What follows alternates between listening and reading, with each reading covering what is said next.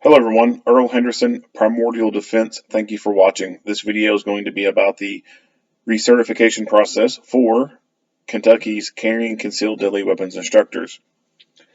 In 2020 is when I, along with several other people here in the state of Kentucky, had to go do our CCDW Instructor Recertification.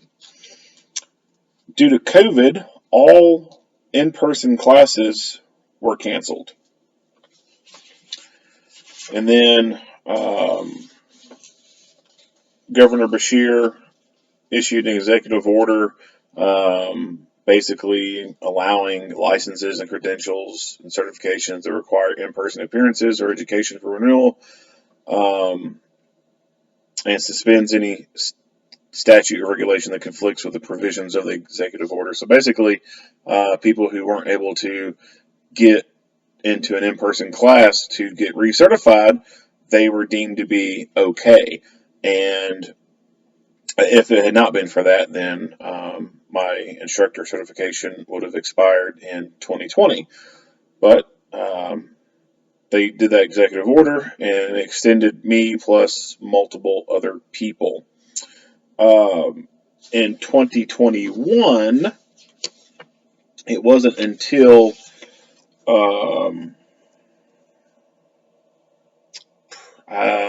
it's hard for me to remember.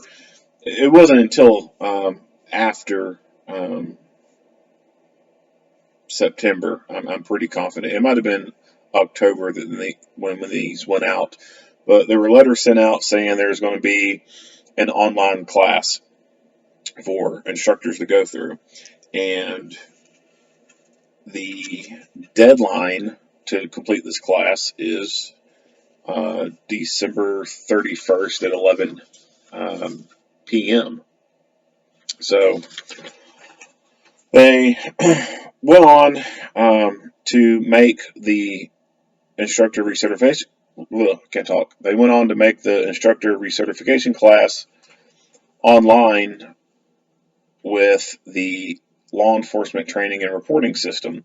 So for those who don't know, CCDW instructors are managed by the Department of Criminal Justice Training Cabinet. So I don't know why. I can only imagine that back in the 90s, whenever this program started, they thought that the best people to manage a program that was going to give licenses to people to carry guns concealed would have been best suited under the Department of Criminal Justice Training Cabinet. And so that's who manages all of the state instructors out there. There's actually a few instructors across the state who have been able to get their own curriculum approved, because it says it in the KRS that you can have your own curriculum approved. And there's a few of those guys out there who do that. And so they're not managed in any way by the Department of Criminal Justice Training Cabinet. They teach under their own name, and they don't have to do this. So as far as everyone else who is a quote-unquote state instructor, this is what they're having to do for this year. And I would imagine that for 2022, people whose licenses would expire in 2022 to teach are going to have to end up doing this as well for next year. But anyway, since this program falls under the Department of Criminal Justice Training Cabinet, they went ahead and just put this on the law enforcement training and reporting system. It's just probably easier for them to do. When I finally got the link to this, there was actually an issue for me. I wasn't able to get to the Blackboard, and after talking to IT people for a couple days, they finally figured it out.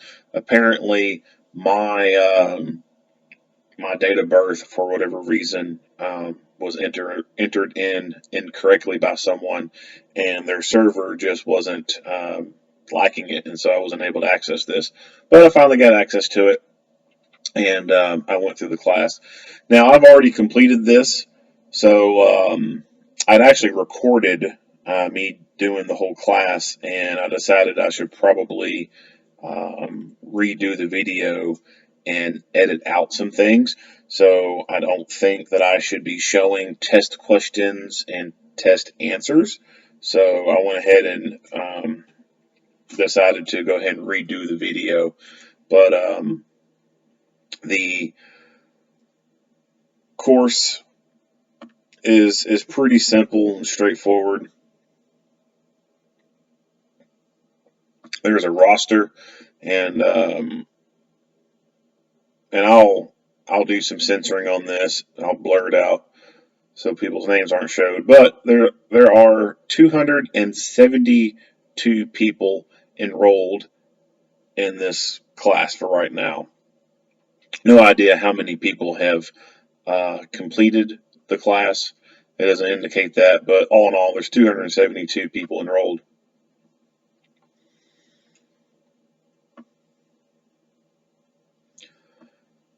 So as far as course content goes, I mean it's pretty simple, straightforward, bare bones. Like, it doesn't get any simpler than what they've got. So the first thing is this. It's a video. It's basically just an exact copy of the CCW research presentation. And then there's, under documents, there's paperwork, and then there's frequently asked questions. And then again, they have it in video format up here, so you can just kind of watch the slideshow in a video format. I'll go down here to documents and click on frequently asked questions. So they basically just have some common questions down there.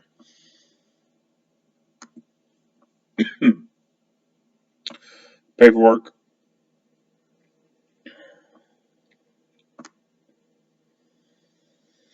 So basically, there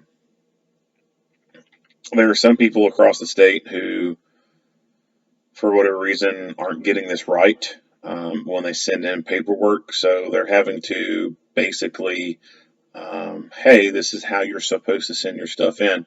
Now, when these classes were done in person,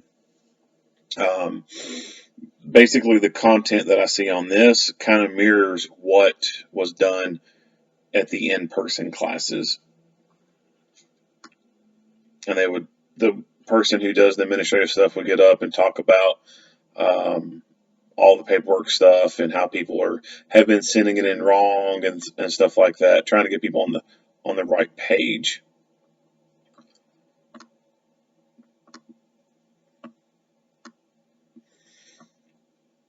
This DEA site alignment video was not down here in the documents. It's a video in and of itself. So it's kind of a fourth item, I guess you could say. So under course content and documents, there's 3 things in each that are basically the same.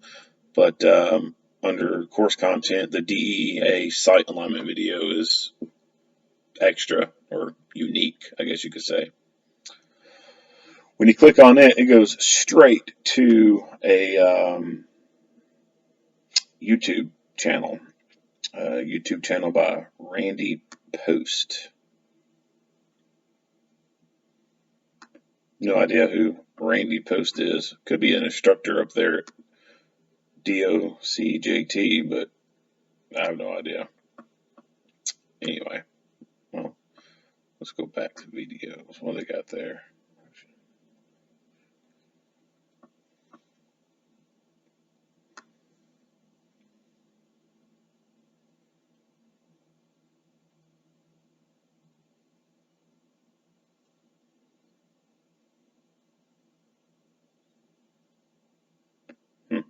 I'll have to come visit this channel later. But anyway, this is the DEA video.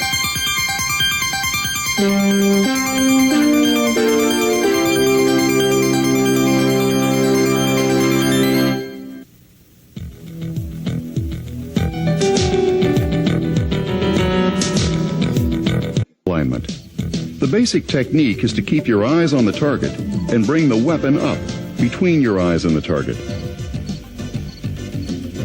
Then, focusing on the front sight, position it in the field of view of the rear sight, level at the top with equal space on both sides. This assures you of good sight alignment and accurate bullet placement.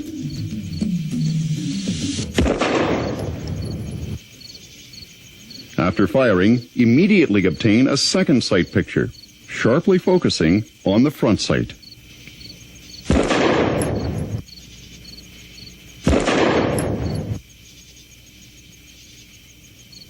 If you incorrectly focus on the rear sight, proper sight alignment will not occur, and an inaccurate shot will result.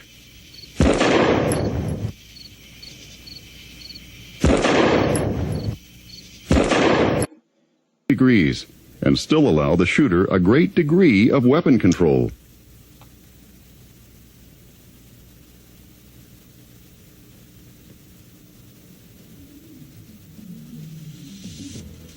In review, always assume a proper body position to allow maximum maneuverability. So that's it. It's about 7 minutes long. However, the timer down here says it's 40 minutes long, so I don't know what's up with that. The rest of it just kind of is black screen and then goes to the color test screen. So the video was only about 7 minutes long. And it's old. It's obvious that it was, made back in the day. The CCW Recert class, it was pretty straightforward. It was basically, it looked like to me,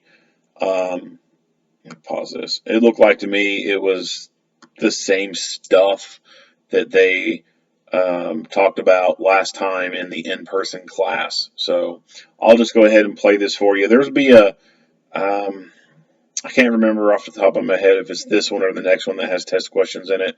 If it's whichever part does have test questions in there, you'll see the screen go blurred, and I won't be showing those test questions or those test answers on there.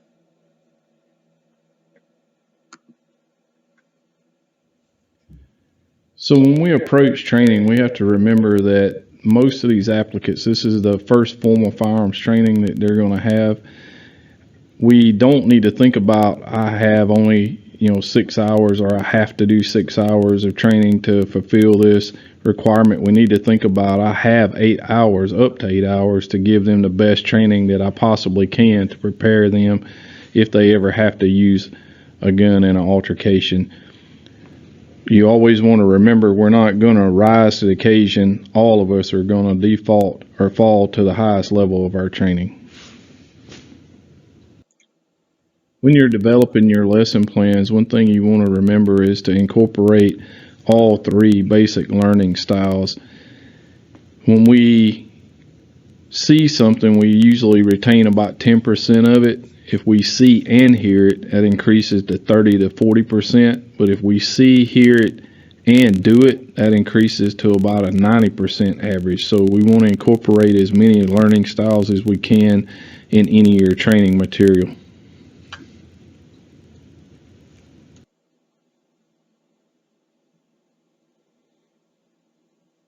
So we're going to demonstrate the 3-step draw. Step 1 of the 3-step draw, we're going to get a good high grip on the weapon on the back strap and break retention. We're not leaving the holster, but we're just getting a good grip, breaking retention. So that would be step 1. Step 2, we're drawing the weapon, meeting our support hand in front of our chest. That way we can, if we have to shoot from here, we can, but it gives us a good weapon retention position. And 3, we're actually just pushing the weapon out onto the target and getting a sight picture.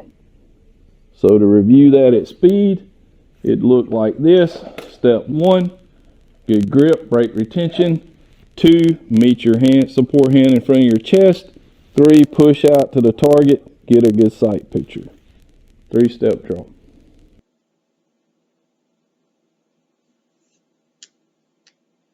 We have 2 basic stances that we teach in firearms, Weaver and isosceles. Weaver, we're going to drop our strong foot back for support. we're taking our strong arm and stretching it straight out, and then countering that pressure with back pressure from our support hand, so our elbow should be bent slightly, and pushing into that. So this gives us good stability for as recoil control or against aggressors, and you getting a good positive grip on a gun by pushing and countering with that pulling force of your support hand. So the second stance we teach in firearms is isosceles. Both our feet are shoulder width apart with our knees slightly bent with our weight kind of up on the balls of our feet. We're going to take both hands and push them out aggressively to our elbows are slightly bent, almost locked, but not quite locked. So this gives us a couple things. We create a strong triangle with our feet, with our arms when we lock that gun out for recoil management, and also with our shoulders to absorb that recoil. So this would be a good example of a isosceles stance.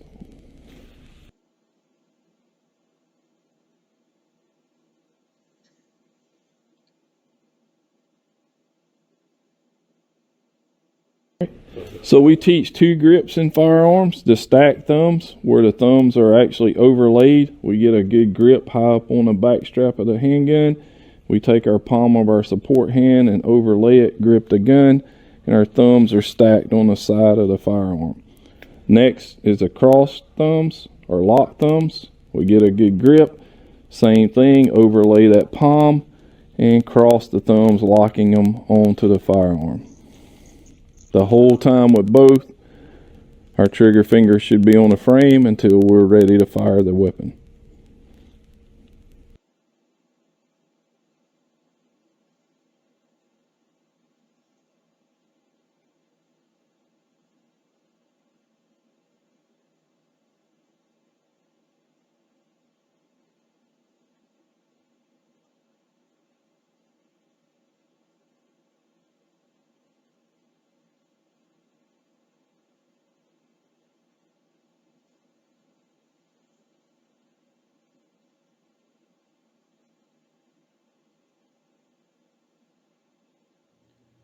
Now that we've discussed grip, one further thing that we need to talk about is there may be a possibility that you lose a grip on a handgun during an altercation, or just if your hands are wet or bloody. One thing we want to remember is don't try to catch the firearm. Let them fall and hit the ground. Most firearms these days are manufactured to be drop safe, but if we try to catch it and juggle it, we're going to increase the odds of clothing or our hand pulling the trigger, and bad things are going to happen.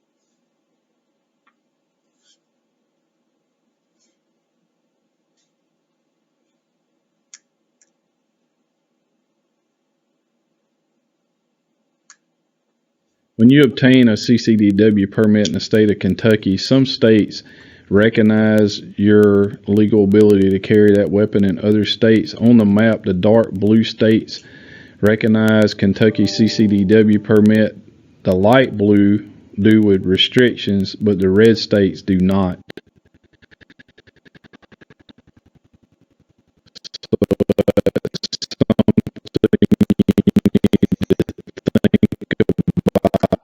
All right, don't know what's going on there. Let's go back some.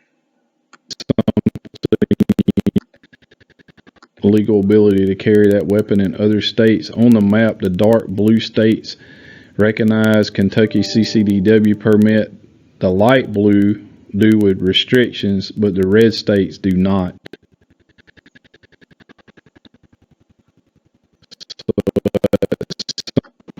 States in orange require concealed carry permit holders to inform the police officer if they're carrying a weapon, where the yellow states only require it if the officer asks.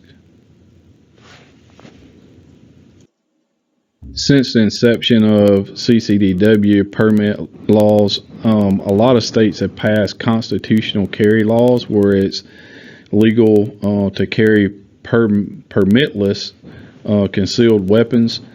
Just know before you travel, it's your responsibility to identify what those states are and your legal right to carry the firearm before you enter that state.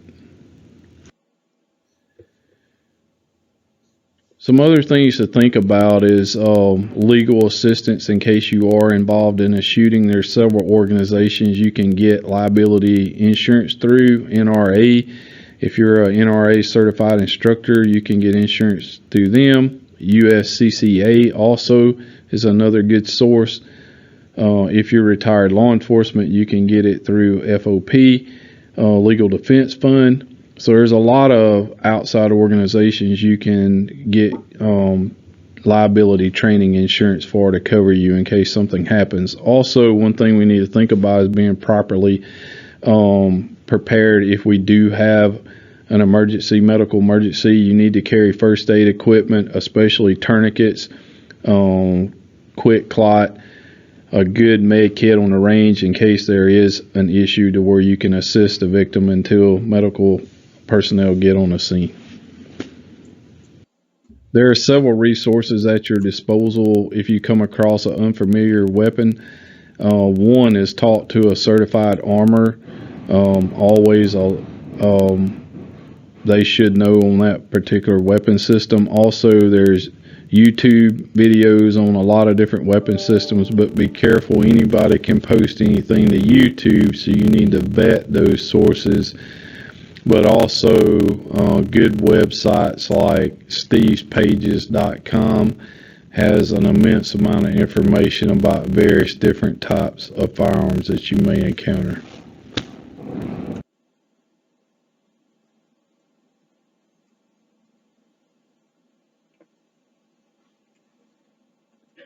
All right.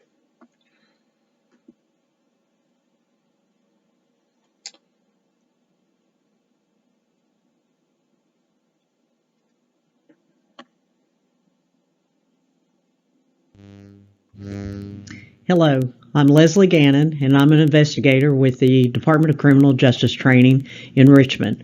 And I work in the compliance section, and today we'll be going over your CCDW Instructor Recert information. First of all, I'd like to say welcome everybody to the class. Some of you, it'll be your first time, and some of you guys have done this before. And I'd just like to start off by thanking you all for the job that you do out there, because our goal in this CCDW program is to maintain the integrity of the program. So hats off to you guys for doing such a good job out there and helping us, DOCJT, as well as other instructors, to maintain the integrity of the program. Okay, so to cover the responsibilities that our office does is that we ensure that all of your all's training is done in accordance with the Kentucky Revised Statutes and the Kentucky Administrative Regs.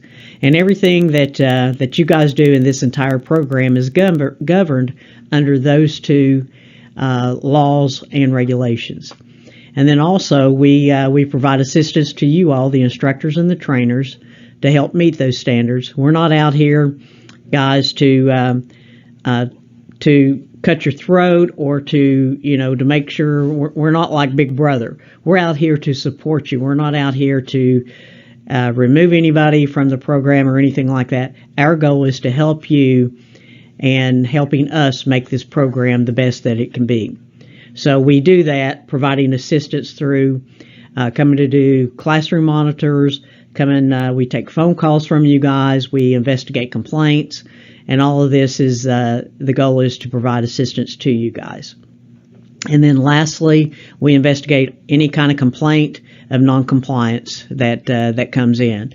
And when we say noncompliance, that could be anything from a cold check to an instructor not teaching the information they're supposed to, not requiring students to shoot the required number of rounds that they're supposed to. So noncompliance could be doing something that you shouldn't be doing, or not doing what you should be doing.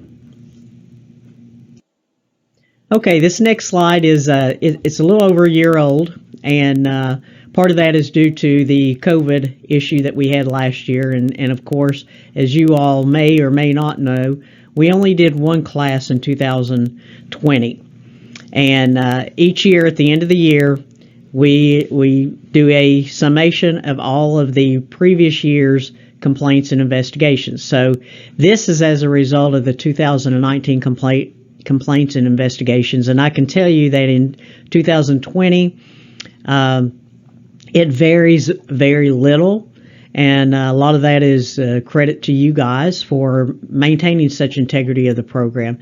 But for 2019 we had 4 complaints of noncompliance, and like I said just a while ago, those were anything from not teaching the class the way they were supposed to, advertising ammo, which we all know that you're not allowed to do, or advertising the use of a firearm in your class.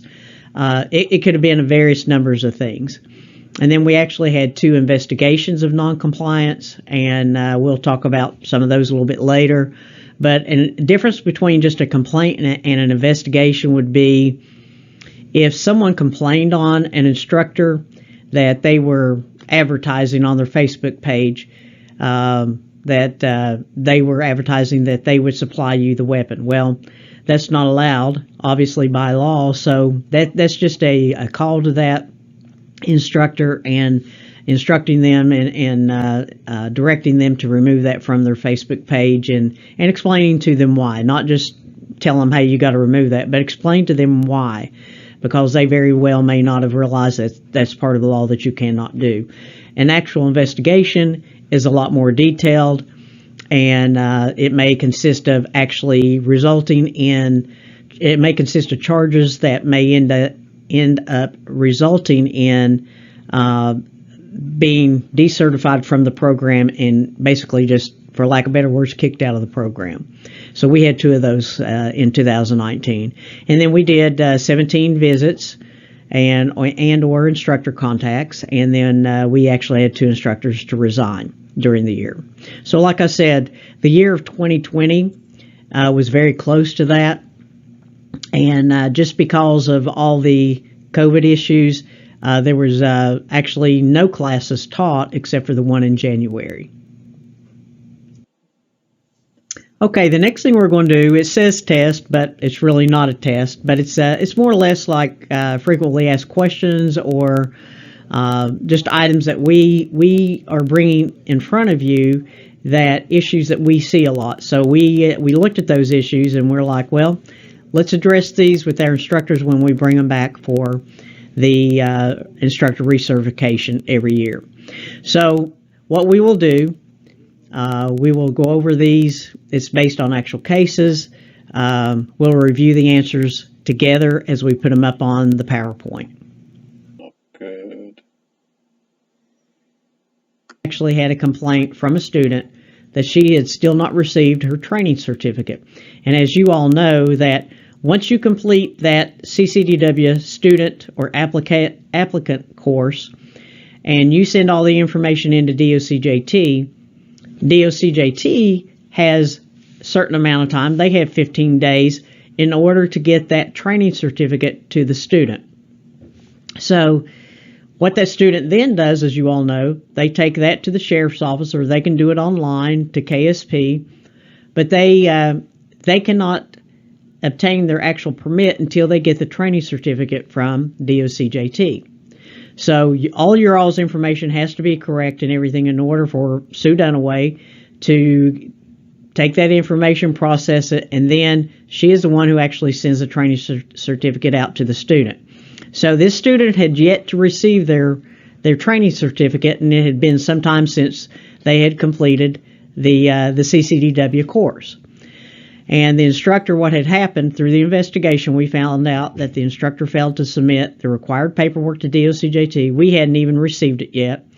We tried to contact him to no avail.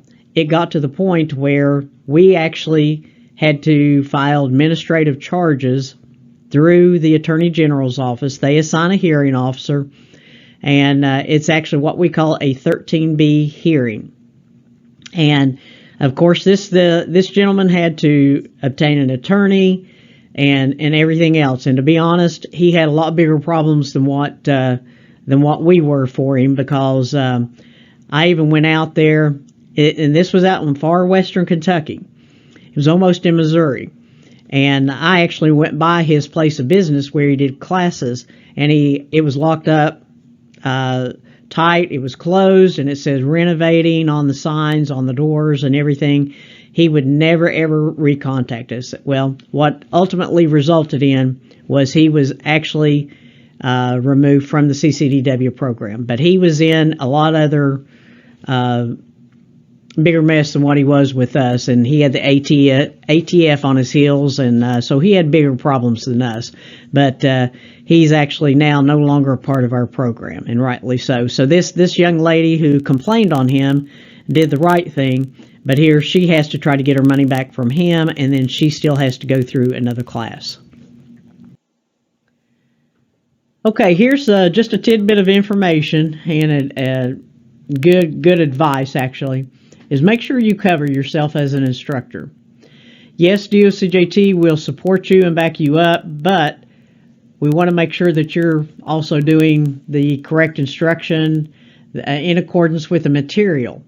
Guys and gals, don't go off base, don't go down rabbit holes, because these students and these applicants will lead you there, as you guys know it better than I do. But make sure you instruct by the instructor's manual. You know, go buy that video, and also buy the manual, answer questions accordingly. If someone does ask this question, because they will, and they may say, you know, what if I'm in Walmart and I'm over in the toy section and somebody's over in sporting goods, and you know, we hear something going on over there, and we go over there, and I've got a CCDW permit, and I see that, you know, they're trying to do something illegal or whatever, and I try to stop them. You know, are you as my instructor, are you going to support me and back me up? Don't go down that rabbit hole. What you need to tell these folks is you need to contact your private attorney, or you need to contact the county attorney in the county of which you live. Do not say, well, if it was me, here's what I would do, or whatever. Don't go down that rabbit hole, because if something does happen and to one of these students, the first thing they're going to do is say, well, my instructor, John Doe, told me it was okay to do this, and this is the only reason why I did this. Well, that's not what we do, and that's not our responsibility, and that's not our obligation to these students. It's our obligation to provide them the facts and the responsibility that they will have as a certified carrying concealed deadly weapons permit holder as well. So don't get drawn in, and it's easy to do sometimes, but just refer them to their own attorney or to the county attorney in the county of which they live. In addition to that, here's something that we recommend. We don't. It's not an absolute, or it's not a mandate, or it's not by law. But something that we do recommend that you use is the course administration record. And here's what the front and the back side of that look like. Okay, here's what the front side of this course administration record looks like. Some of you guys may already use this, and some may never use it, and that's your preference. But how many of you all, no matter how long you've been doing this, how many of you guys have every piece of paper from every student, or a copy of it from every class that you have taught? Chances are a lot of you have file cabinets full of them, or boxes of them stuck up in your attic or in the garage or in a storage building somewhere. Well, here is something that can remove that, or can prevent you from having to be paper collectors. Not a mandate, just a recommendation. When you look at the front of this course administration record, it has everything that you need. And we'll look at the back side here in just a minute. But on the front side, it tells you everything that you covered as an instructor. Then the next column shows performance objective. It says everything that you're supposed to accomplish in that. And then it has a place for your instructor's initials, And then it also has a place where you can put the time, date, and location of when you taught this class. And then on the back side of it, on the back side, you can see starting at the left, it has a place to put the student's last name, first name, middle initial, their phone number, and beside that are the last 4 digits of their social security number, so you're not revealing all of the social. Next to that is about the test, the range, and so forth. So it has all the information about the student's performance on it.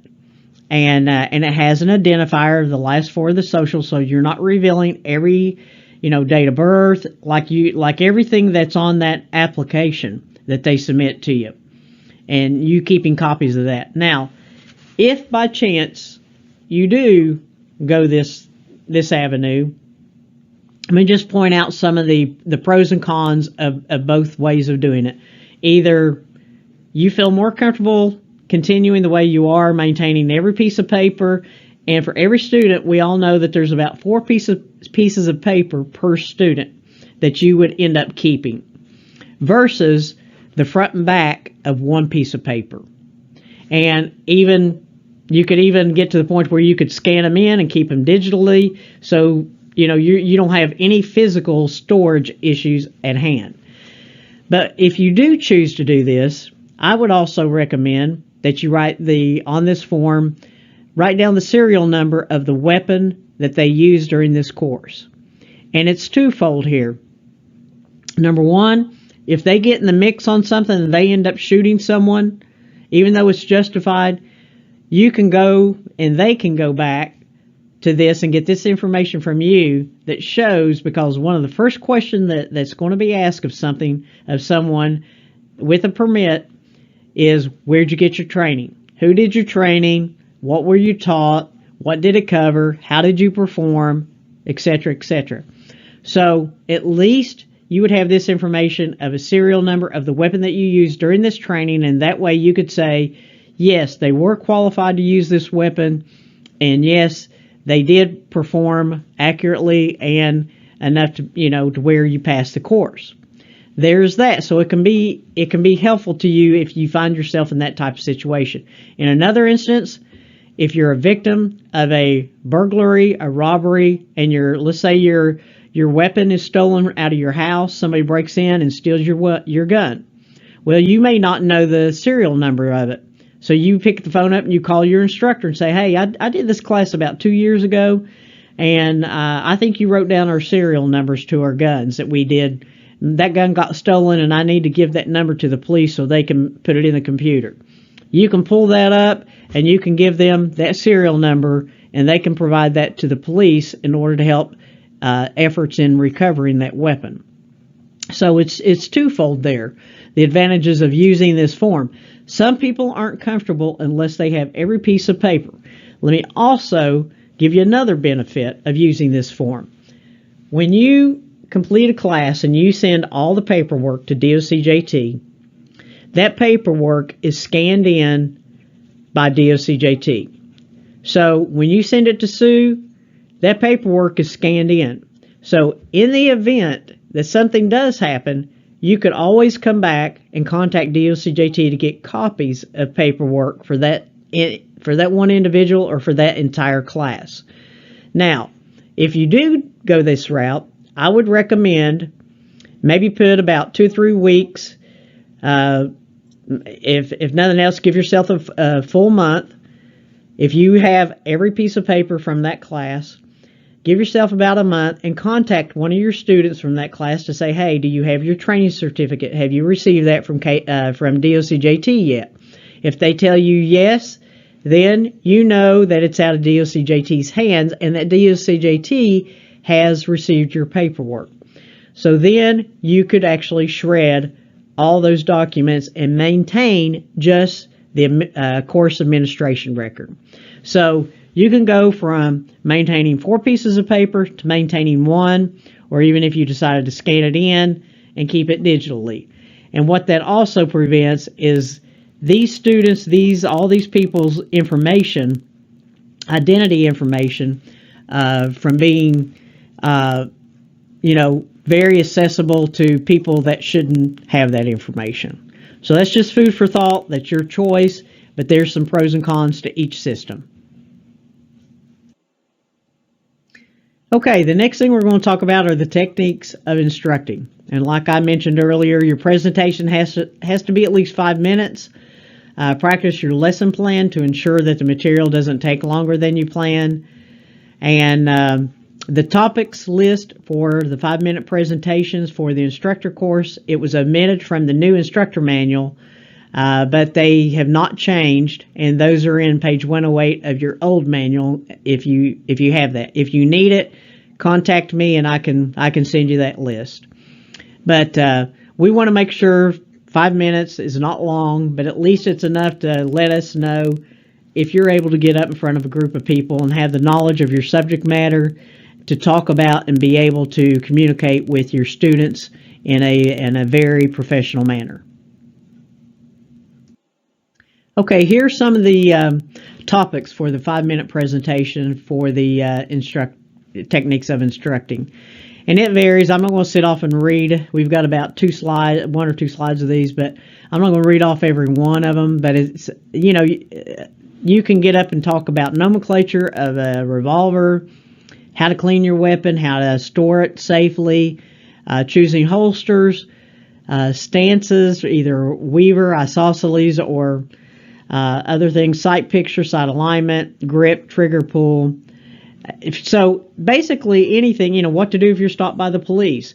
Anything could probably be discussed as it relates into firearms and firearm safety and how to do it in a manner that's safe to not just you but to everyone else. So those are, like we said, they're in your old manual, but if you do need an updated list, just contact me and I can send you one. Okay, how many of you all allow veterans to sit through your class?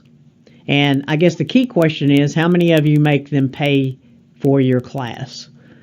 Well, here's, in case you don't know, they are not actually required to undergo the training, the classroom portion of it. And in accordance with KRS 237-110, Section 6 and subsection C, it says that active or honorably discharged service members in the U.S. Army, Navy, Marine Corps, Air Force, or Coast Guard, or a reserve component thereof, such as the National Guard or Air National Guard, they shall be deemed to have met the training requirement if they have done one of the following. Number 1, they have either successfully completed handgun training of not less than 4 hours, which was conducted by that branch of service, or number 2, they have successfully completed handgun qualification within those branches of military, or number 3, they have documented evidence of an honorable discharge, and they also have a notarized affidavit on a form provided by the Kentucky State Police and signed under the penalty of perjury that states that they have met the training requirements of the listed section. Now, the applicant training course is not required, and they have to submit their documentation to KSP through the sheriff's office when they make application for their permit. Now, it is not up to you guys. Let's say you have a veteran, whether they're active or have been honorably discharged, and they want to sit through your class. It's not up to you to decide, have they had handgun training or have they had handgun qualification, or do they have this notarized affidavit, which is a form provided by KSP. That's not up to you to make that decision. That all of that is deemed the responsibility of the Kentucky State Police. So if you want them to sit through, or they want to sit through your class and you're okay with that, it's up to you if you charge them. I'll leave that up to you. But if you do charge them, then you have to submit, and they want the all the supplies, the notebooks and all that kind of stuff. If you put their name on the roster, you're going to have to send DOCJT the required $25. So if they just want to sit through that, and a lot of times we see that a veteran who has finally been discharged, that they just want to get reacclimated to the laws and that portion of it. So it's up to you if you allow them in, if you make them pay or not. That's your choice as an instructor. And it's not your responsibility to have to make that determination whether or not that DD 214 meets the requirement of them either handgun qualification or handgun training. That's the responsibility of the state police. So they are not required to take this. They can go directly to the sheriff's office, provide that DD 214 or that affidavit saying that they've met all the requirements, and that's on them and the state police. So that removes any of that responsibility from you all as an instructor. Okay, folks, here's where we get ourselves in a little bit of trouble. It's in KRS 237-128, and this law changed in 2017. Basically, it's providing incomplete firearms training, and what that means is that you don't do the firearms training like you're supposed to. And now, the part of this statute that changed in 2017 was used to, you all as instructors had to, or as students, had to actually demonstrate the cleaning of a firearm. A lot of classes, instructors had them do it in the classroom. Some of the instructors had them do it out on the firing range. But the student was required to demonstrate that they could clean a weapon. Well, that has since been, they actually had to clean them. That has since been removed, and now this is the way that it reads, is that you as the instructor, that you have provided lecture instruction, you've shown required DVD, conducted hands-on firearms safety training, you have provided range instruction and range firing, and that you as the instructor has demonstrated firearm maintenance and cleaning procedures. Not that the student has to, but you do. So if you fail to do that and you fail to demonstrate any of these things, then you can actually be charged with a Class D felony. Now, can you as an instructor still require that a student clean their weapon? You can, but you can't use that if they refuse to do it. If they say, hey, I don't have to, I'm not cleaning it. Laws changed and I don't have to do that. That's fine, but you can't use that against them to fail them in the class. You can still require it, but it can't be a factor in whether you pass or fail them. The other thing that gets us into trouble sometimes is just not doing any firearms training at all. Like I told you earlier, the hairdryer rule. I'm going to tell you a story, and we call it that simply because, if you can believe it or not, this actually happened with one of our instructors. They were teaching a class, held their hand up, told everybody to hold their hand up like we did as a kid, and, make like you're holding a gun. And he told them, he said, okay, act like you're pulling the trigger of a gun 20 times, and everybody did that. And he said, okay, you have qualified. That's not allowable. That's not acceptable.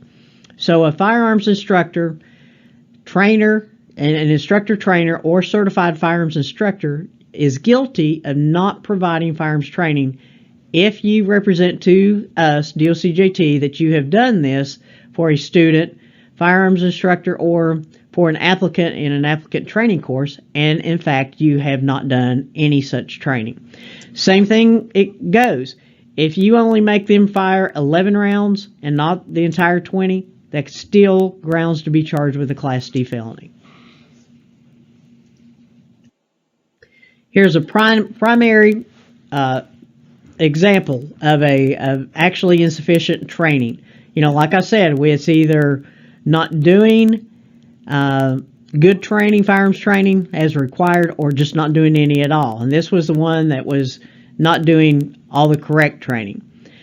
We got a complaint in March of 2016 that the instructor wasn't showing the videos. The class was only 2 hours, and he wasn't having the students shoot any rounds.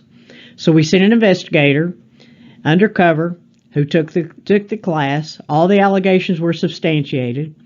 We filed charges, got him indicted, and presented the case to the Commonwealth Attorney. The instructor actually pled guilty to 2 counts of not providing training, and then also 115 counts of insufficient training. All of them were Class D felonies.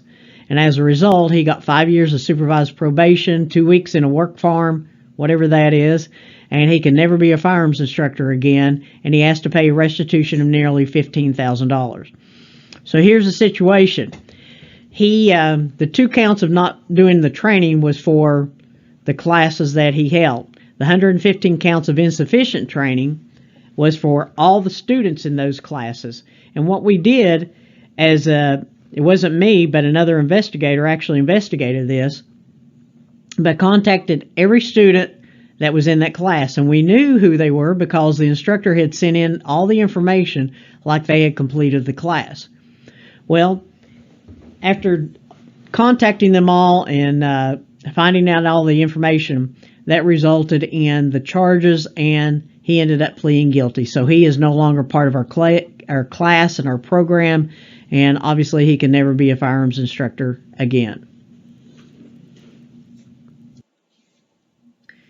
Okay, the next thing we're going to talk about is the required instructor training.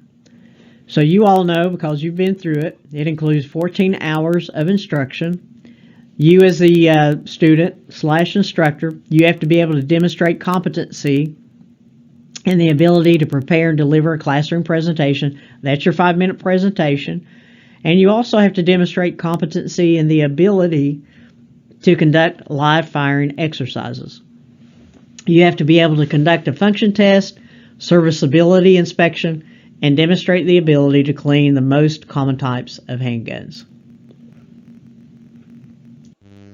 Okay, during this course, if an instructor fails to meet the requirements of Section 3 of this administrative reg, then they can retake that exam, the range work or the classroom portion that they failed, one time without having to repeat the entire course. Now, if you have to retake any part of that, it has to be done within 30 days of the failure to meet the requirements of Section 3 of this administrative reg. So if you fail that part again, if you fail the retake, then you have to complete the entire training course again. Okay, here are just some administrative topics. We request that you notify us when you're having a class. It used to be mandated by law, but we got that changed. The reason why is we may want to come out and do a classroom and monitor, visit you and monitor that. If we do, I promise you we will not stay all day. We may be out there for a couple hours. We may be there for the range portion or part of the classroom portion, but I can promise you we will not be there all day. And so we just ask you that you notify us, and if you do, we just give us the location, the time that you're going to be doing it, and we'll let you know for sure if we're coming or not. So it's not like you're just going to be, we'll show up cold and surprise you. So because you all know better than I do that a lot of times you can advertise for a class and you may have 15 people respond to you that they're coming, and the morning of the class you may have 1 person show up. So we don't want to make a trip, say Western, Eastern Kentucky, whatever, and drive all that distance and you're not even having the class. So we'll verify for sure that you're having it, and 9 times out of 10 we'll let you know that we're coming. We also request that you pass along information regarding any improper training. And here's what I mean by that. We had an incident once before where an instructor filed a complaint, and he said, listen, I used to teach with this other instructor, but I want you all to know that I don't want to be associated with him. He's not teaching the right stances. He's doing this, he's doing that, he's not doing this. So that resulted in myself and another investigator going to do a class visit on the instructor that was being complained on. And I'm going to tell you, it was probably one of the best classes I've ever attended. He was squared away. He did all the safety stuff first before he even showed the video. He had a great setup. It was very safe, very methodical, very detail oriented. And we stayed about 2.5 hours, I guess. And after that, what we found out was the instructor who complained on him was one of his neighbors, and lived pretty close to him. And what happened was the instructor being complained on, he was getting all kinds of students going to his class, and this other guy who did the complaining couldn't hardly get anybody to come to his classes. So I guess he decided that he would just quit altogether, and he eventually resigned from the program. One thing we will not do, if you complain on another instructor just because you know they're not doing what they're supposed to be doing, or they're doing something they shouldn't be, we will never tell them who it was that complained on them. We'll investigate it. We will contact you to say, hey, this has been taken care of, but we will never go into detail as to the details of what we found. But we will let you know that it has been handled appropriately, and and that you can take that to the bank that it has been handled. And guys and gals, this is what maintains the integrity of the program, is you policing each other as well, because it doesn't just look bad on DOCJT or that particular instructor. It looks bad on all of us as instructors. So we would encourage you, if you see any kind of improprieties like that, please let us know, and we will investigate them. And then the last thing, the administrative topics, is to notify us and Kentucky State Police of your address change. Obviously for us, so you can get your supplies sent to the right place, and KSP, so your permits and all that is sent to the correct you are receiving what they send you with the correct address. And as we wind down here a little bit, the class investigations, as I just explained to you about the one undercover case that we did, and we do random interviews, or we verification forms are sent to students, or both, as we did in that one case. The investigator may enroll in a class which occurred in that particular investigation. Phone calls from other instructors, just like I described that situation there, where it resulted in us going to visually monitor that class and did a class visit.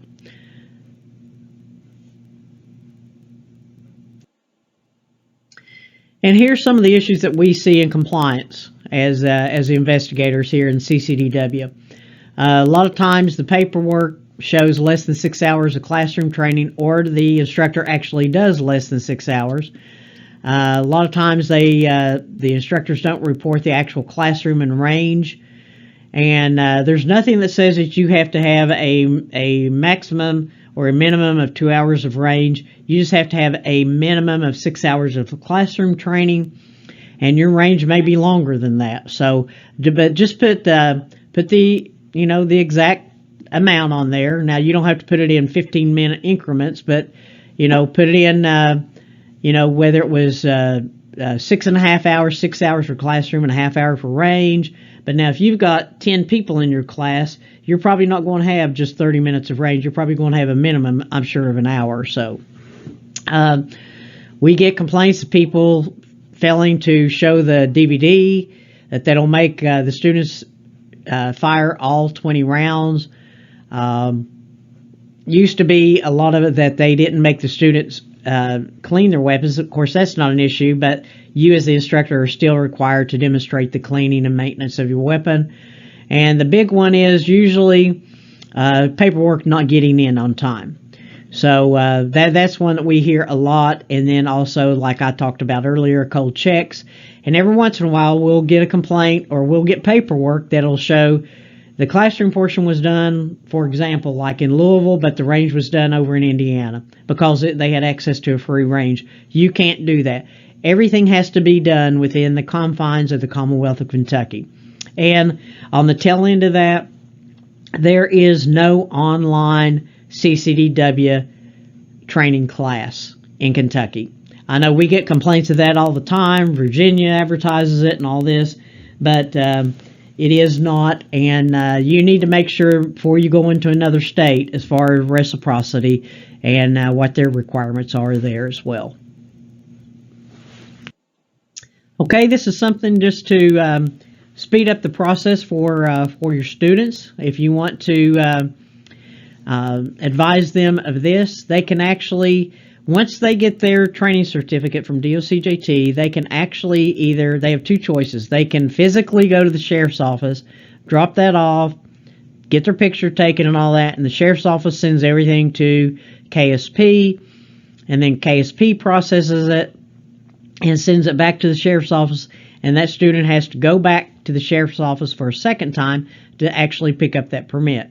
Or the other option is, once they get their training certificate, they can go online to KentuckyStatePolice.org and they can upload their training certificate, and they can actually, KSP is accepting selfie pictures now, and they can upload that picture, and it costs just a little bit extra for the processing fee, but they actually get their permit from KSP a lot quicker, probably 2 to 3 weeks quicker, and they only have to make that one trip to the sheriff's office to actually pick up their physical permit.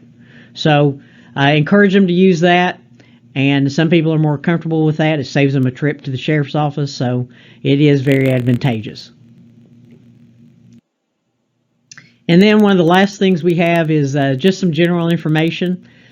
We find that we get a lot of positive feedback and comments on this website. It's called stevespages.com, and we'll leave it up there for a little bit for you if you want to take a picture of it, if you want to write it down. But this website maintains manuals for almost all firearms manufactured except for Smith & Wesson. So it's a very helpful website. And especially when you're doing inspection of weapons, somebody may bring in an old weapon and you're not sure as far as the maintenance and so forth on it. So you can go to this stevepages.com and it can enlighten you. You know, YouTube is a wonderful thing nowadays, and it can just about help you find anything out there. Okay, and to close, here is my contact information. It's Leslie Gannon. And my email is leslie.gannon@ky.gov. My office phone is 859-622-7841. And obviously the mailing address is the same that where you send all your paperwork to Sue. It is 4449 Kit Carson Drive, Richmond, Kentucky, 40475-3102. And I would just like to say thank you all for what you do for this program to make it successful. It is one of the most successful programs in the United States. And even though the carry concealed law has changed recently to open carry, there's still many, many people who are obtaining their permit.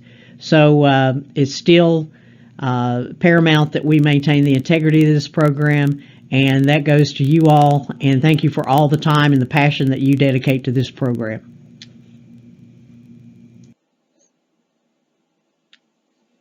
Okay, a little bit longer than,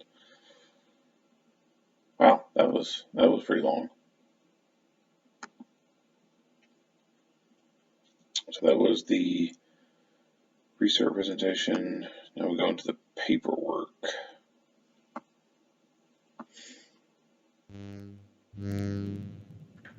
Okay, guys and gals, this is Sue Dunaway. I'm with the program too. And now you have to listen to the boring part of me with the paperwork. Some of the issues I've had, some of the problems that I've had. Hope you all had a great year. Sorry about all this. We are trying to figure out how to do this with an online thing. I know it's different, but we'll all work together and work it out, and hope everything goes great for you.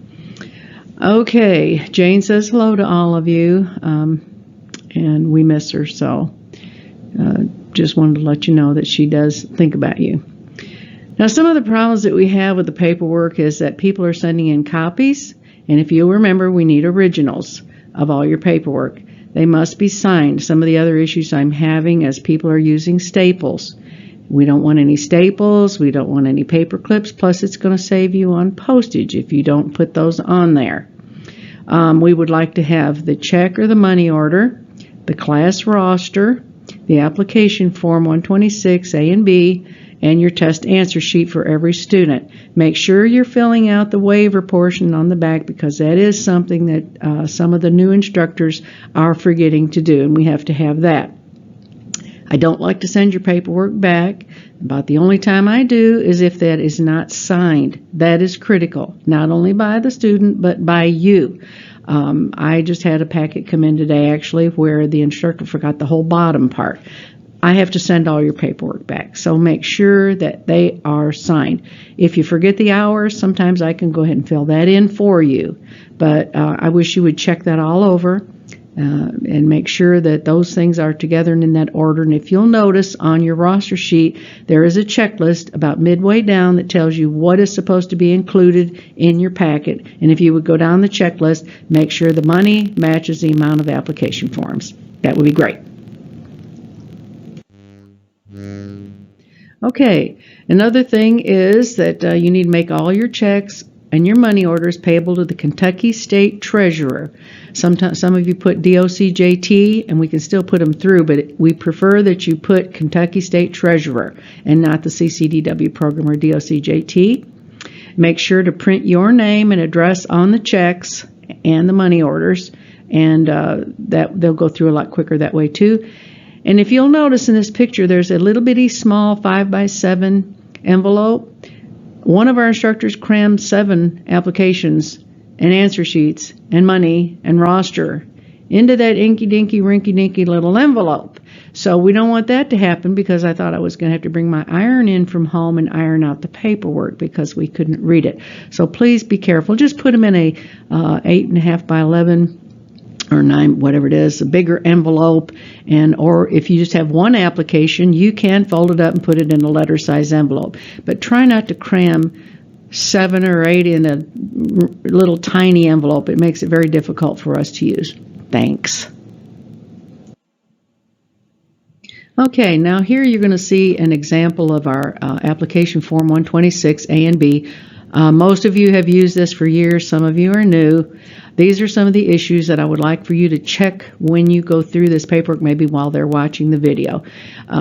The social. I want you to make sure that the social that's on the front of this application matches the social that's on the test answer sheet. Sometimes there's 2 different socials. I've got to call somebody. That takes time. I want you to check the last name, first name, and middle, because a lot of people would write it Susan Lynn Dunaway instead of Dunaway Susan Lynn. If a person has a name like George Philip Henry, I'm not going to know what's the last name and what's the first name. So it's critical for you to check that and then write it yourself on the roster. Do not use it as a sign-in sheet, because you can correct it while you have that student with you. And I won't have the student, so you check that, and that'll help us both out. Check the address. Sometimes they write the street and forget the city, and up in northern Kentucky, the same zip is used for several different, like Fort Mitchell has 3 or 4 different little towns. Northern Kentucky is really hard to decipher on which city, so they'll put a different social, and a different zip code, and you need to check that city, make sure that's on there instead of just the street address. Email addresses are the bane of our existence. We decipher those constantly because if they have one little slash or a smudge from their ink pen, it's not going to go through. So please tell them to write those email addresses legibly and carefully, because that is, if they want to get their email, they're going to have to write that thing legibly, not sloppy, because we can't decipher those. And then make sure that they sign them. Again, I don't want to have to send them back to you without signatures. That's where they go. They come back to you. And another thing, in the middle section, if you are a trainer, fill out that part where it says whether they want to be on the sheriff's list or not.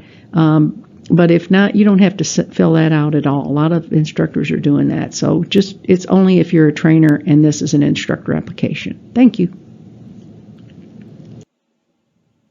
Okay, you'll notice on this page, Form 126 A and B, that the state of Kentucky is really dark in that horrible seal that we put on there ages ago.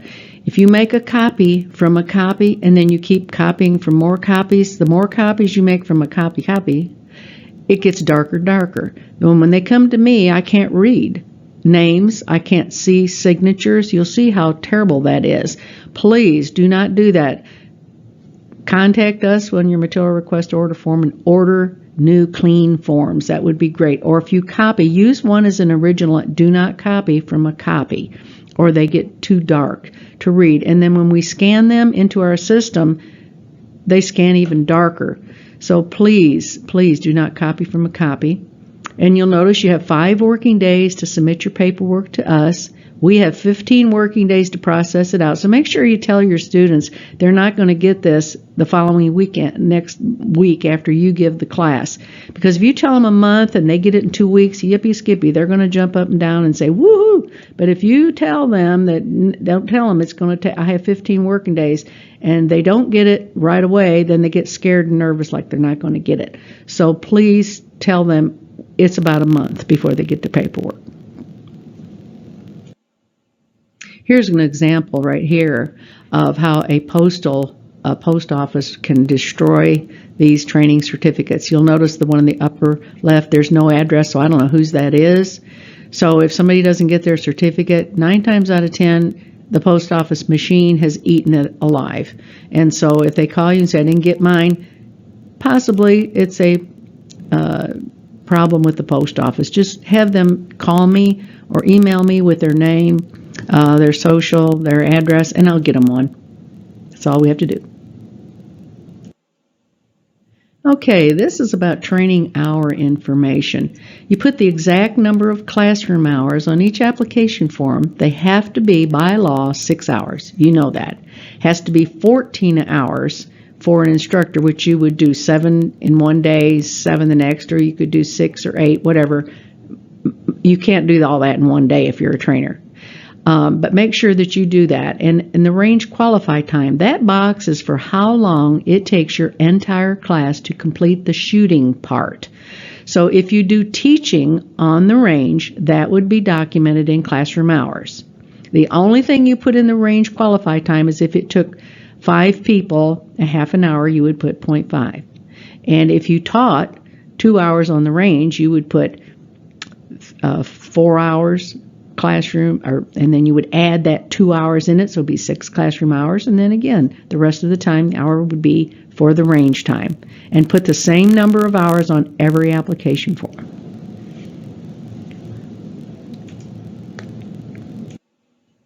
I know this sounds repetitious, but the class roster sheet is not to be used as a sign-in sheet, and here's why. If I can't read the person's name on the application form, I'm not going to be able to read it on the roster either if they signed it, because they have sloppy handwriting. So you are there with the student, you print it. And if you can't read it, ask the person, how do you spell your name? And then you print that legibly, because what I do, the roster sheet is specifically for me, it's legibility. I would look on your roster sheet to find out exactly how to spell that person's name. Saves me a phone call, saves you a phone call, and I can get your paperwork processed. That's the reason we have the roster. Also, on the front of the roster, you have a breakdown of what is to be sent to the office. It's a place for the money. You can double check to make sure that you send exact amount of money. I have problems with people sending too many applications with not enough money, or too much money with less application forms. I can't process either one of those, and I have to wait for you to send me a check, or I have to send it back to you. So just kind of watch that, please. Okay, another thing about mailing addresses, the KSB permit office requires regular addresses, but because they do a background check, I don't. I just need to get the thing to them. So if they have a P.O. box, get that one. Use that one on the application form. When they fill out their paperwork for their license, then they can put their physical address on there. We don't need their physical address. We just need a mailing address. Thanks. Okay, if someone does need a duplicate certificate, maybe they've had one since 1996, which we go all the way back to there, you can just have them email us at ccdwprogram@ky.gov. We need their social security number, or if I got their name spelled wrong or something, you just have them give the incorrect spelling. I can look them up that way. If they want a duplicate, we need their social, their mailing address, their email address, and any new information like phone numbers or whatever, so we can edit the record. If someone gets married and they change their last name, we need that. And they also need to change it with the, if they just need a duplicate, not a new student, then they need to change that with the KSP permit office also, so that they get their certificate in the correct name. Tell your students these are lifetime certificates. They don't have to repeat the class again. And remember, there's no more than 40 students per class, regardless of the number of instructors. Okay, submit your paperwork within 5 working days, as we stated before, by the KRS statutes. But if your paperwork's going to be delayed, put a note on there, because communication is everything. And be careful when you get to the post office. I have had people accidentally send me in a whole bunch of cash, which was their portion of the class. I have had people send me in a knife. You'll see by the example. I also got a title of someone's motorcycle one time. So if I were you, I'd be kind of careful when you put your paperwork in an envelope and send it in to me. That would be great. Okay, here's a really good way for you to know if I received your packet or not. You can include a self-addressed stamped postcard. It's going to do 2 things.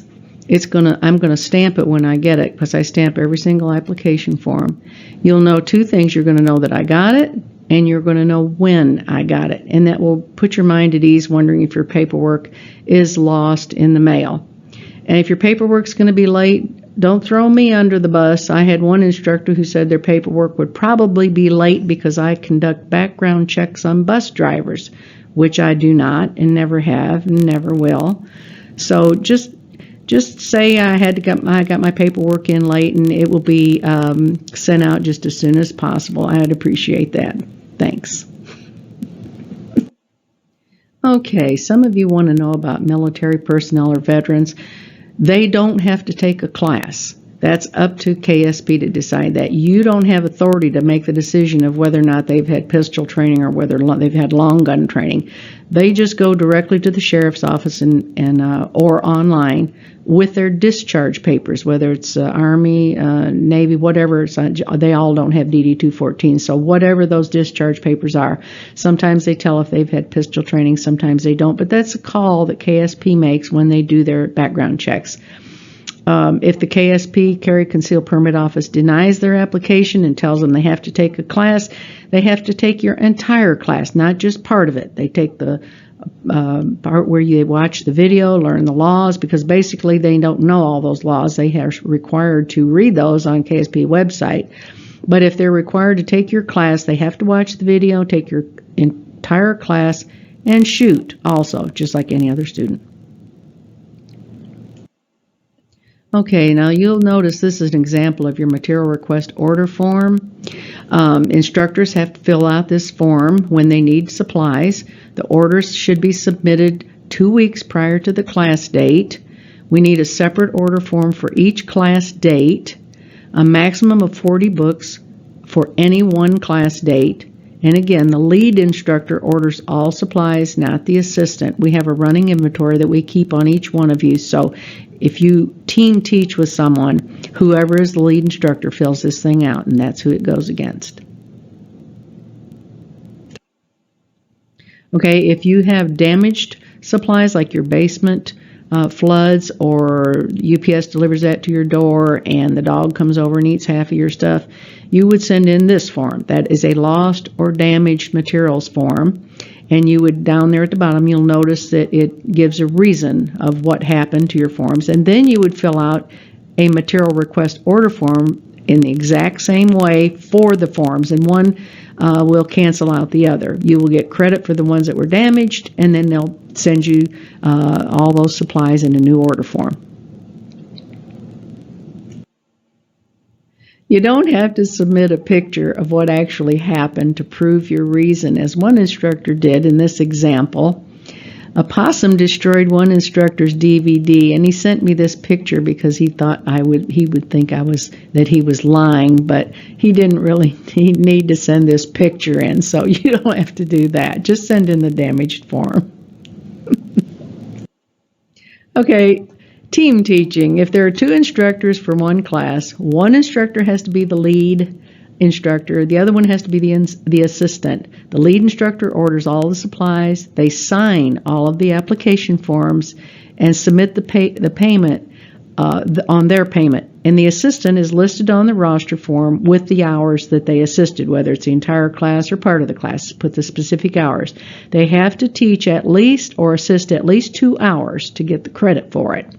The name of the lead instructor will appear on each certificate. So if you have a class with someone's family, if it's the assistant, you might want them to do the teaching if they want their name to appear on the certificate. Just remember that. Switch it out anyhow you want to do this, but you have to remember that all paperwork, payment, and signatures are the lead. Thank you. Okay, when you do an instructor class for you trainers, make sure you do the following. Send the application, test answer sheet, 5-minute presentation form, and a scanned copy of his or her CCDW license if they have one. If the applicant does not have a CCDW license yet, they can obtain it by taking this class. Remember to put a note on the application form that states he or she does not have the CCW license yet, and I'll send them a training certificate for them to apply for it. If they are law enforcement, he or she can use their POPS certification to get it. Inform the student to immediately send me a scanned copy of their new CCDW license as soon as they get it, because I will release the hold that I have placed on their record and send them their instructor certification, which will have their instructor number on the bottom right corner of their certificate. And that will enable them to put in their first material request order form to get their 2 DVDs and supplies. You will have already given them their instructor manual and they'll be good to go. Trainers, I would have one simple, very important, critical request for you is please spend much time on how to submit their paperwork to us. I have had new instructors not put it in a material request order because they think we automatically send them to them and don't know any different. They don't know which forms to send in to me, etc., etc. Then I have to train them on the telephone on how to submit their paperwork. So I would really appreciate it because it's a really long conversation when I have to explain to them. They have to put in that form, they have to do this, and they have to do that, which is something you should have already done, and I sure would appreciate it if you would. I know it's boring and it doesn't seem important, but it's critically important when they submit their paperwork and their students are waiting for it, so I'd appreciate it. Thank you.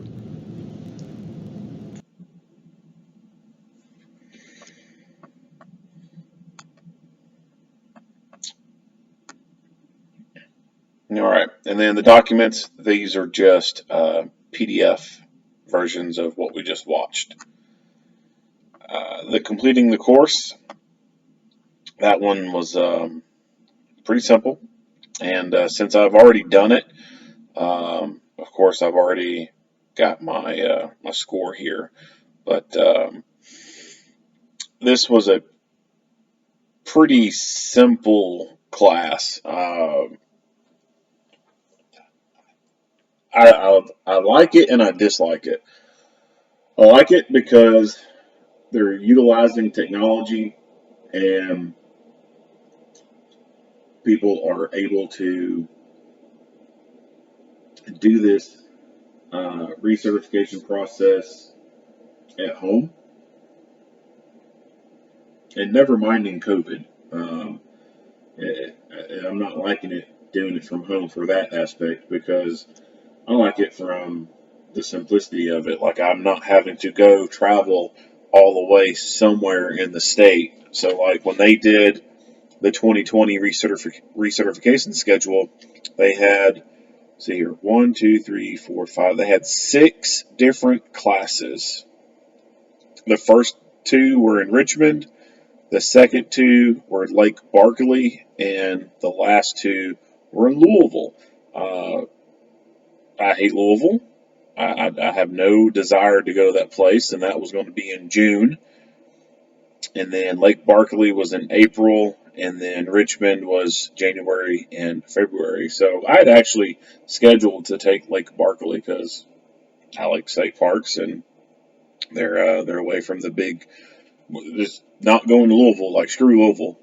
Have no desire to really go there. And so when there's limited places for a person to go take a class, like you think about someone who is at the far west end of the state or someone who's at the far east end of the state, like if those are their only options, like they got some driving to do. And I think that online it's a lot simpler.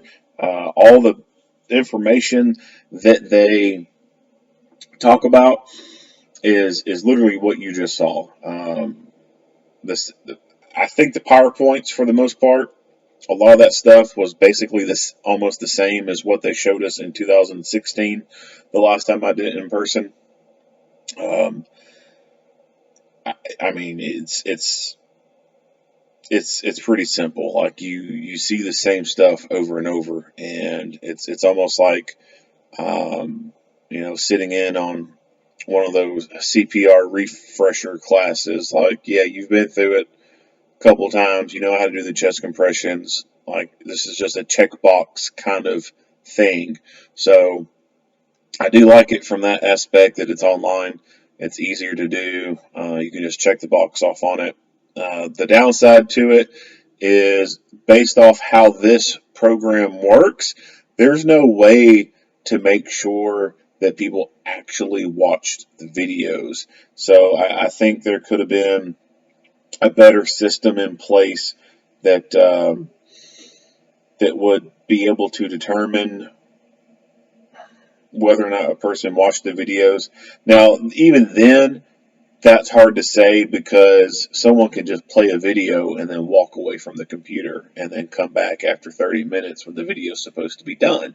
And you really have no way of knowing if they actually did it or not. But I think a program that could kind of gauge whether or not the video was played for a certain time, and then pop up some like random boxes or whatever that someone has to click. Just have random times where those would pop up, and if a person doesn't click it within 20 seconds or something like that, then it gets counted as this person did not watch the video because this verification box popped up and it was not clicked within a certain amount of time. Like that would be a pretty good indication to me that someone just hit play on the video and then walked away expecting 30 minutes of video to play while they went and did something else. So I'm sure there's other online things that could have been done to kind of meet those needs, but I'm sure some of those cost money, and this letters site is just something that was already available to them. All they had to do is just add extra people into it. So I liked it and disliked it. I think going forward, if they could somehow institute some type of way to show the video, like when you take the normal concealed carry class, if they could figure out a way to do the video online and do most of the coursework online, then I think from the accountability standpoint of ensuring that all students get the same information no matter what, I think that would be really great. And then all the instructors across the state would have to do is just meet that person for a firearms qualification time. And I think that would take out a lot of the bullshit from a lot of these stupid instructors. So, you saw earlier where they did some compliance checks on people. People weren't even showing the video. They weren't doing certain things. That's just that. Then you've got some instructors out there who are they don't need to be instructors. They really don't. They're, they're stupid. And they have no business teaching anything firearms self-defense related. So if the state could somehow put the regular CCW class online as far as all of the CCW training video, and then just a block of instruction on all the different topics, and do some type of system to verify that the people are truly watching it, and then of course doing a test on it, a time test, then I think that's the best way to go, to make sure that everyone's getting the exact same information no matter what. And then all the other instructors out there, all they got to do is meet for the qualification part.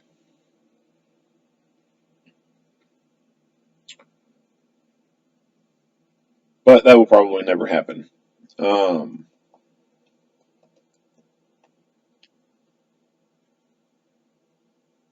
don't think there's anything else I was wanting to talk about on that.